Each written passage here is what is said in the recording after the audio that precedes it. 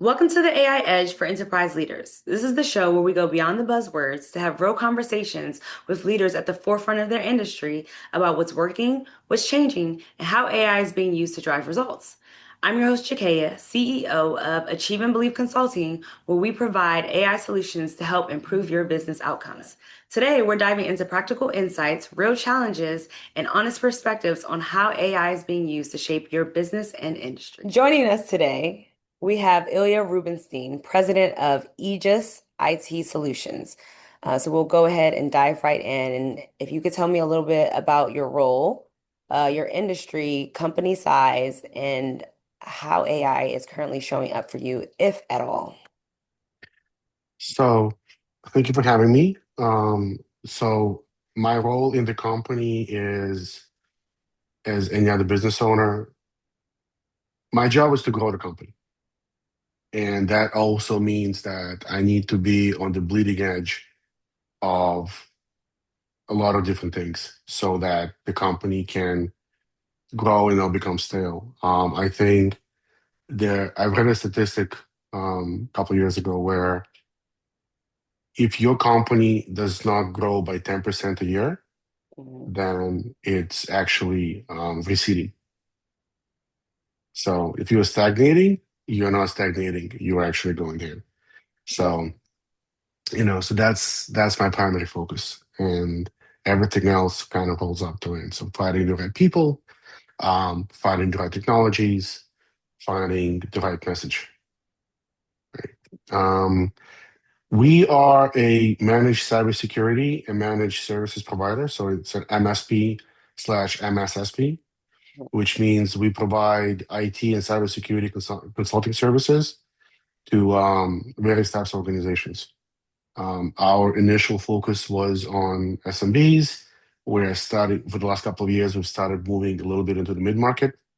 Our clients vary in size, vary in complexity, vary in geographies, and aside from solving technology and AI challenges for ourselves, we are tasked with solving these types of challenges for our clients as well.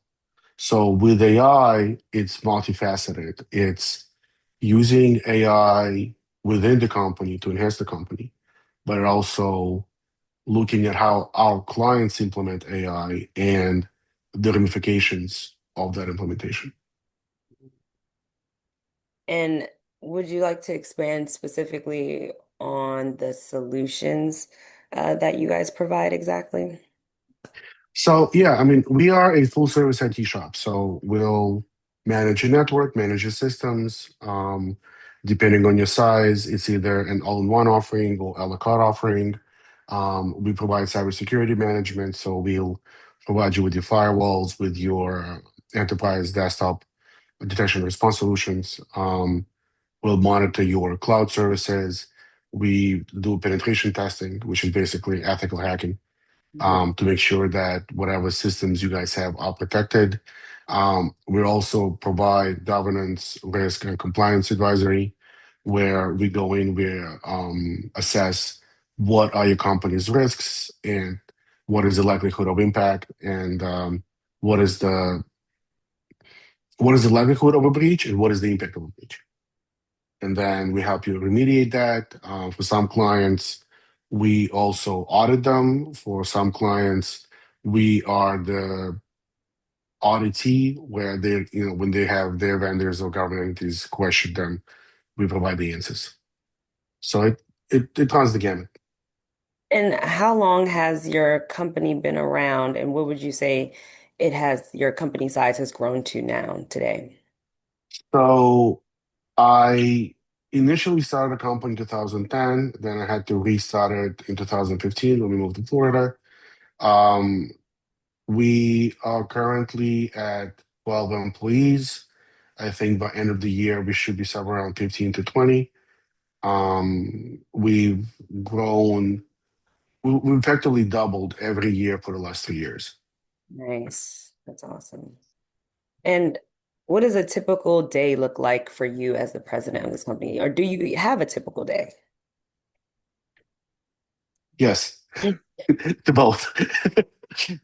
So My typical day starts at around 5:30 in the morning, where I check the news, check my emails to see what is going on, check my social media to see what is happening, anything I need to be aware of, if there are any alerts that came across, make sure that, go through my checklist for the day, see if I have any meetings, appointments, where I need to be. Just kind of set the mind. Then I drop my kids off at school around 7:15. Do my drive to the office, which is the time I have to listen to some podcasts, get some learning in.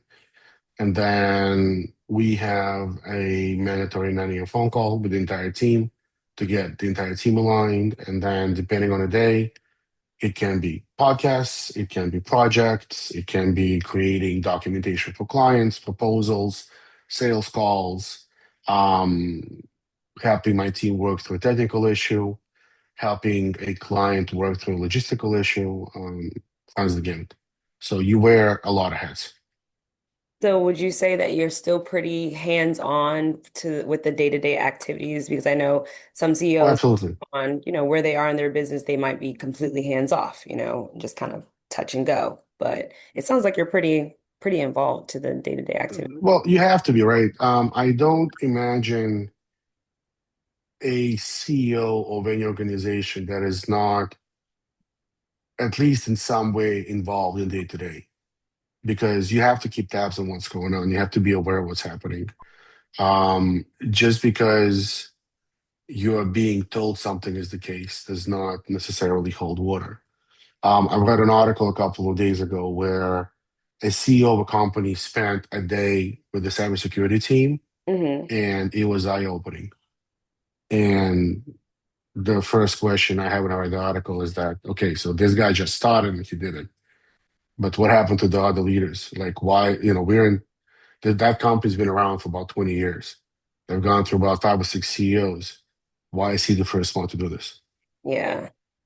Wow. No, that is interesting. And I definitely agree. Like you should be hands-on and know exactly because that's a lot, like a lot of companies can get in trouble because, maybe they are signing documents that they don't know that they're signing just to sign off, and Right. not actually reading it because they're trusting other people to do it. And sometimes that can cause major issues. So I definitely agree with your approach there. And so, what major shifts would you say that you are seeing in your industry right now, or even over the last few years? So there is a lot more focus on cybersecurity. There is a lot more focus on doing less with more, or Hmm. doing more with less. They kind of just have the same coin. There is a definite talent shortage that's being exacerbated on, you know, daily, weekly, monthly, annual basis. There is a definite lack of understanding of the basics. In other words, I feel like people are so used to be able to get what they want done with the mouse click, Hmm. they don't really care to learn what that mouse click actually implies or what it does. One of the questions I ask people that come in for interviews, for example, is explain to me what happens when you click the send button for your email, or explain to me what happens when you click the send button in your Facebook Messenger. Hmm. They actually describe what happens in the background, go through the TCP/IP stack or the OSI stack, and explain to me at different levels what happens. And you know, very rarely can a person do that nowadays, Yeah. which is kind of scary if you ask me. And I remember when I my first business professor was Larry Garrett, who used to be a running back for the New England Patriots back in the 70s. So, and then he was the CEO of the Hood Corporation in Massachusetts. And Hood is one of the biggest milk producers in the country. Yeah. And he was telling us that when he got hired there as the CEO, Hmm. but what he first did when he started is he spent a week in every single role Hmm. at the factory Yeah. so that he understood exactly what his people's days look like. What does it look like when you're managing cows, when you are processing the milk, when you are delivering it, when you are stocking it, when all of these things. What does it mean to schedule and coordinate? And what does it mean when someone doesn't show up for their shift? Like all of these things. Like you have to go back to the basics. Yeah. You have to know the basics. And I see with every passing year for the last maybe 5 years, I see a definite lack of that. But people don't know the basics, and it's starting to show, really show. I think like if we incorporate AI into that as well too, like AI is thinking for a lot of people. So for me personally, I fear that like people will stop critically thinking about things because AI is processing things for them. Basic skills like writing skills, like people are using AI, ChatGPT just to write paragraphs or dissertations now.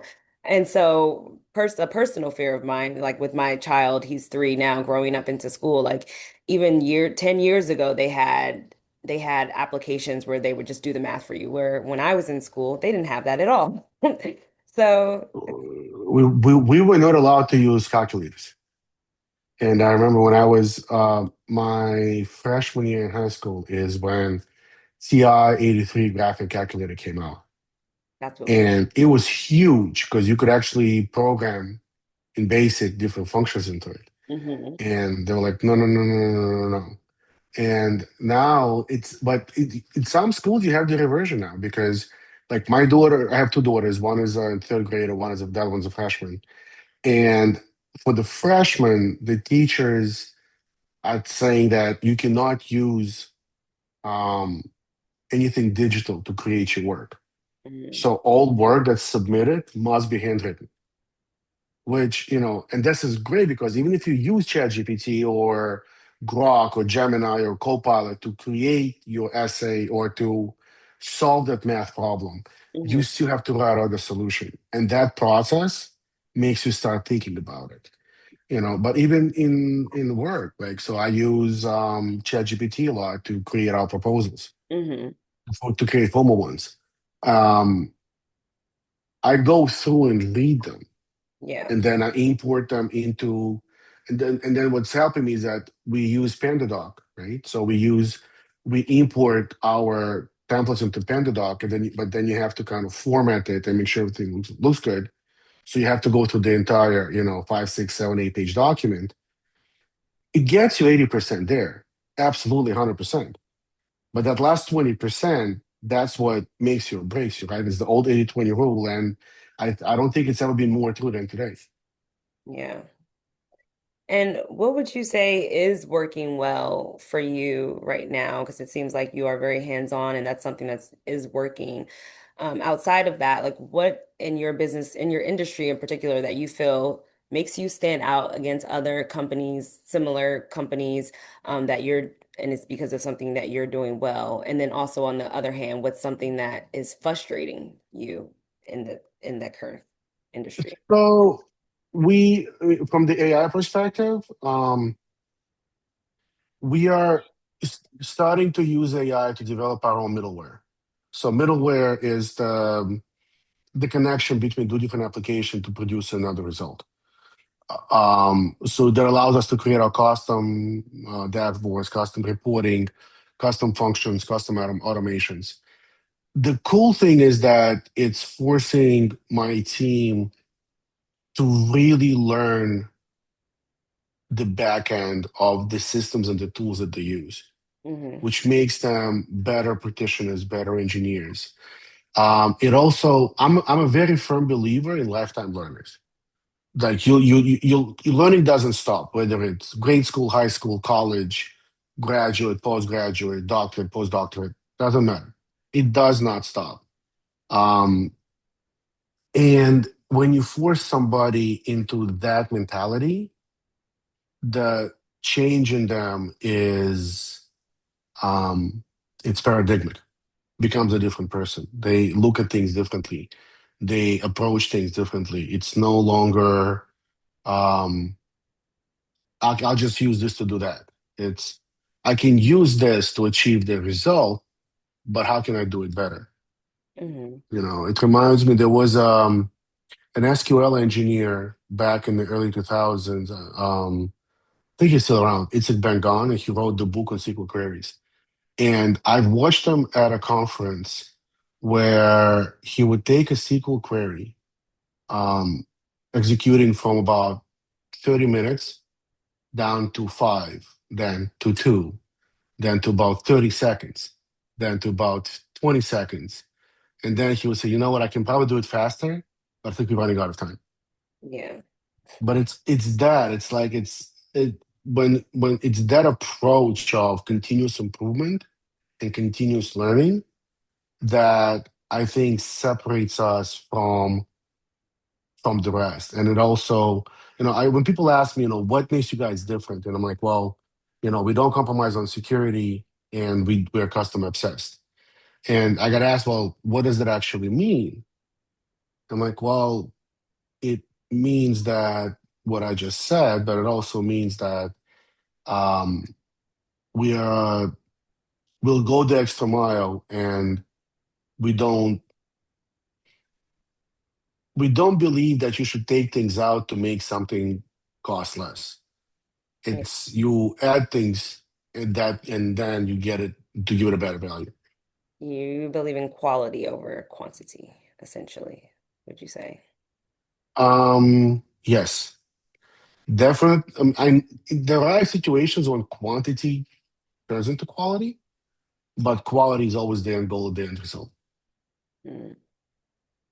And what would you say your company is currently focused, like what metrics are you guys currently focused on improving in your company? Because I know you mentioned, always getting 10% better. So what does that look like for you right now? So right now we are focusing on automation, automating tasks, automating processes. We've spent 2 years on process quality, where we took our internal standard operating procedures and we made them work, and then we make them work well. Now the next step is, and that's a continuous thing. So now we still do it continuously, but now where it's dialed in, the process of improvement itself is is a process. Yeah. So the next step is now we can see what we can automate. And then once we automate, I want to see how we can make things cost less for us and cost less for our clients. Because I mean, in a in a in an age where inflation is ridiculous, I mean, I went to get a dozen eggs the other day that was like $7 or $6 per carton, something like that. And I'm like, wasn't this like $1.50 like 2 years ago or something like that? You know, when you look, when I look at like everything, how much clothing costs, how much food costs, how much everything costs. And I'm like, okay, so as a business owner, yes, there is value, but part of value is the cost. So Mhm. how can we get that cost down? Yeah. And so would you say that that is a major challenge for you today is the cost of things, or what would you say is a major challenge today that you are trying to solve? One is pricing. Like, how do we reduce our prices without compromising quality? Mm, And that implies what else? What can we automate? Where can we scale to bring in the economies of scale? So it kind of it's a more or less a circle, right? We scale, and by scaling we bring our costs down, which in turns allows us to maintain our margins but lower the prices, which in turns allows us to grow even bigger. But on the other flip side, like with things like with the challenges that AI brings to the table, we have to learn more faster. hmm. And to be very honest with you, I don't know how to solve that problem. I think as people, we are at capacity, when it comes to our learning curve. If you look at the amount of information that we are absorbing on daily basis now compared to 5 years ago, Yeah. it's insane. And I see, like, if you look at, like you said, your kid is 3 years old. Hmm. I mean, look at the amount of information they are absorbing when they're three versus when we were that age, versus when our parents were that age. Yeah. It's an interesting challenge, but I'm not sure if it's that's one challenge that I have no idea how to address yet. Yeah. No, that it's okay. Sometimes as I feel like as time goes on, like things will just start to reveal itself. Maybe certain solutions, maybe someone comes up with a solution that, may actually answer your question. So some things did just take time. And can you share a success story that you've had with your business that you are proud of? So we've onboarded a new client recently, and we've implemented a security monitoring solution. And within days of implementation, all of a sudden they get attacked, and it gets stopped in their tracks. And then talking to the client in the morning, my counterpart in there and says, the board was very happy because instead of having a "oh crap, we got hacked" call, it was yeah, they tried to get in, they compromised this account, but we stopped them within about 25 minutes and they couldn't get anywhere. And that was a very different message. And then like everybody's like, "Oh, okay, so this works." Yeah. So that was, it's nice to hear these things from people because they just to understand what it looks like from their perspective. Because again, people are, we're very sensitive to how it's like it doesn't hurt us until it does almost.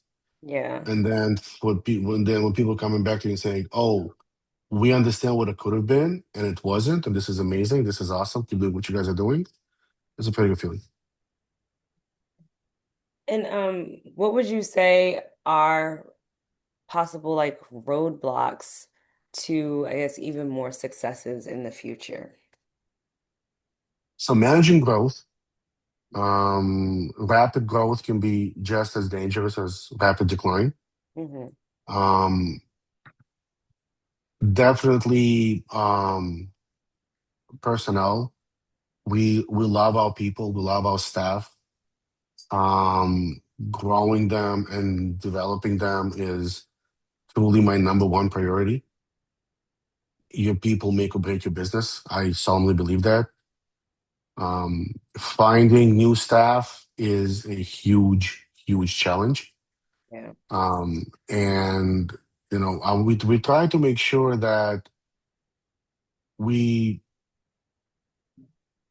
we help our team and we provide guidance, not not just about the work related stuff, but also outside of work. Hey, like if there's anything we can do to help, I can leverage my network and bring about that help, and which is like finding a doctor or finding a place to fix your car or getting you some additional financial advice or whatever.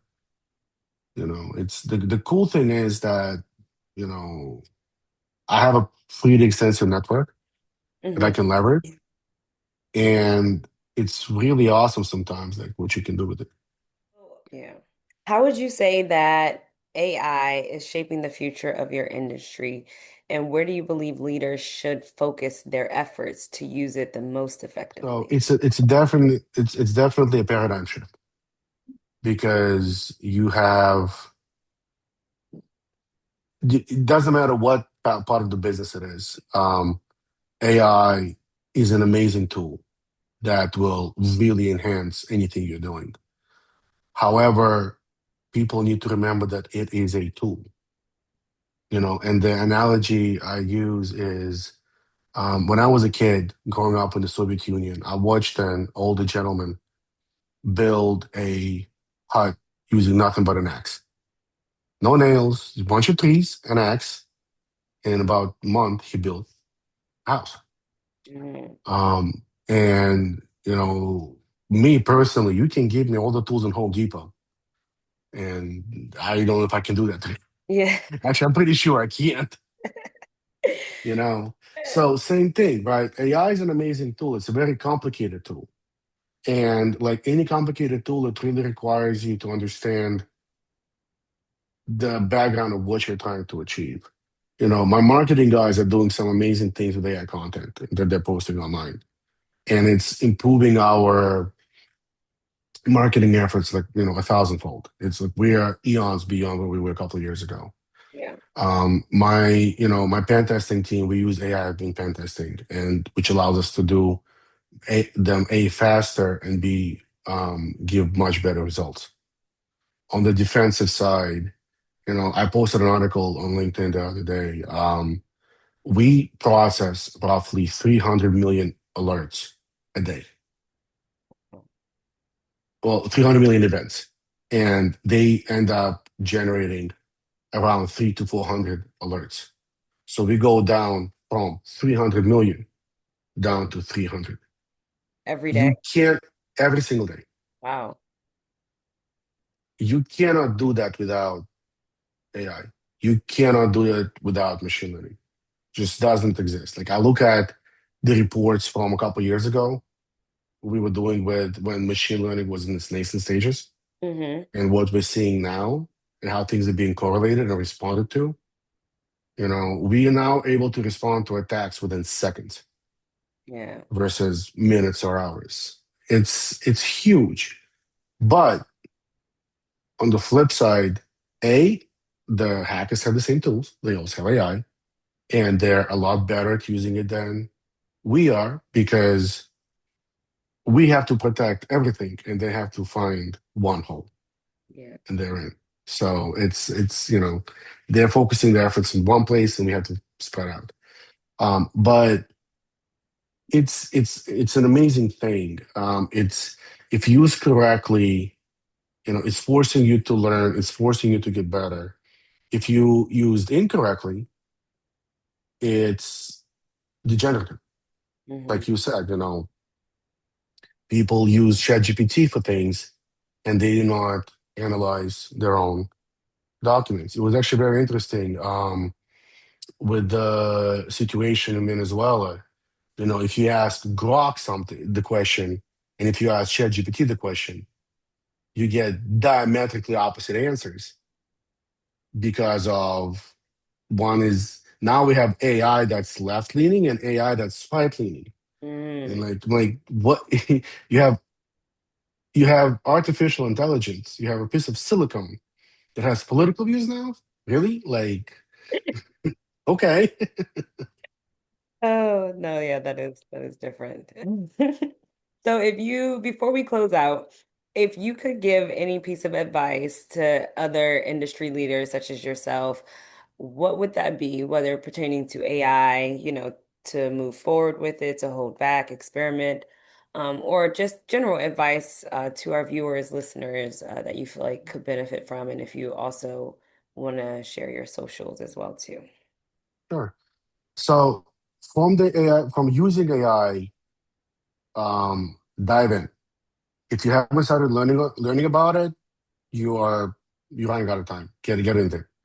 Um, and there are platforms like Coursera that offer like a 30-day crash course on various AI products. Play with it, use it, see what you can do with it, have fun with it.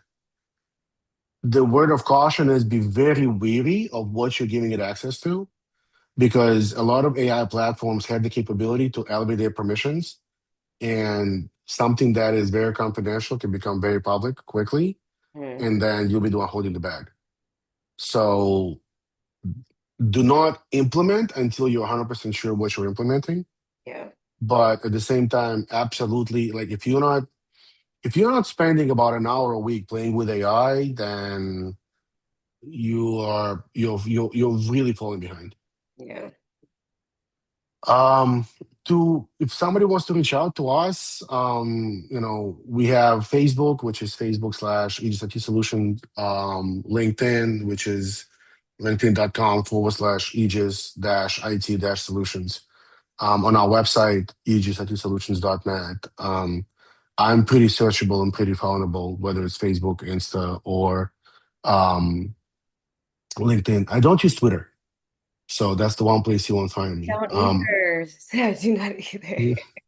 Like or rather, I get some information from Twitter, but I don't post anything. I don't like it.